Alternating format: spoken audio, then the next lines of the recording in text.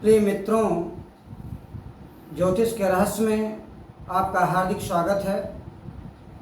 आप सभी दर्शकों को सादर नमस्कार। मैं डॉक्टर मुकेश कुमार मिश्र, ज्योतिष तथा वास्तु विशेषज्ञ।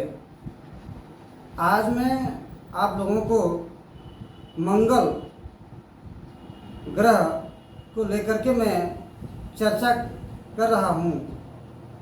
प्रिय बंधुओं, मंगल को लेकर के इतनी लोगों के अंदर भ्रम की स्थिति बनी हुई रहती है कि जब बेटी या बेटे का विवाह करना होता है, ऐसी अवस्था में, ऐसे समय में कुंडली मांगलिक है या नहीं है, इसको लेकर के इतना ज़्यादा भ्रम लोगों में रहता है।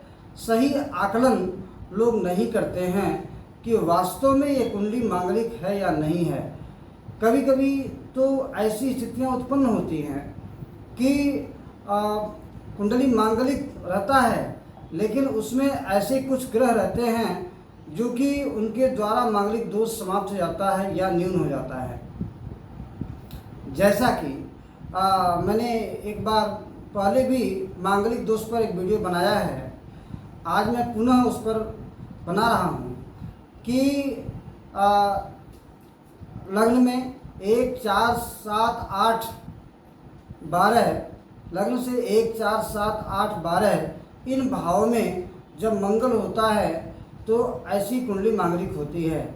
लेकिन मित्रों, एक बात बहुत बारीकी का मैं बताना चाहता हूँ कि लग्न कुंडली से सिर्फ देख करके, लग्न कुंडली और चंद्र कुंडली से सिर्फ देख करके हम मांगलिक तय नहीं कर सकते।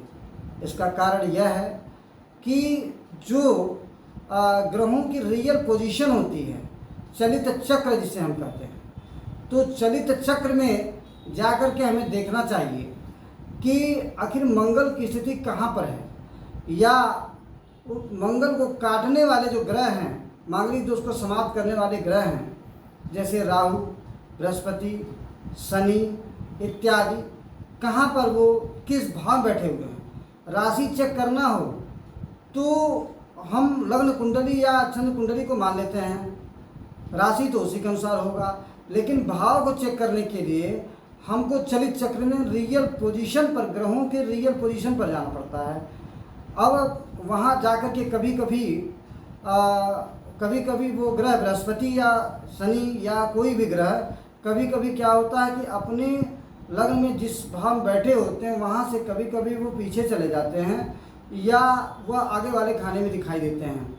तो ऐसे में वह देखना पड़ता है कि लग्न में जहाँ जिस भाव में ग्रह बैठे हुए हैं वही पोजीशन चलित चक्र में है या कुछ अंतर है।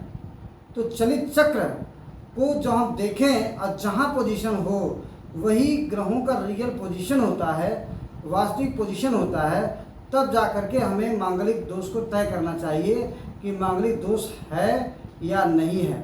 मैं प्रिय मित्रों, मैं आगे भी मैं मांगलिक दोष पर मैं वीडियो बनाऊंगा, लेकिन मैं अभी इतना ही बता रहा हूं कि कम से कम मांगलिक दोष को आप तय कर सकें कि मांगलिक, ये कुंडली मांगलिक है या नहीं है।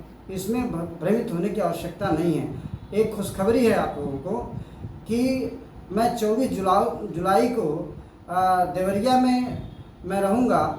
24 जुलाई को देवरिया में आप कुंडली दिखवाने के लिए, वास्तु परामर्श के लिए आप मुझसे संपर्क कर सकते हैं।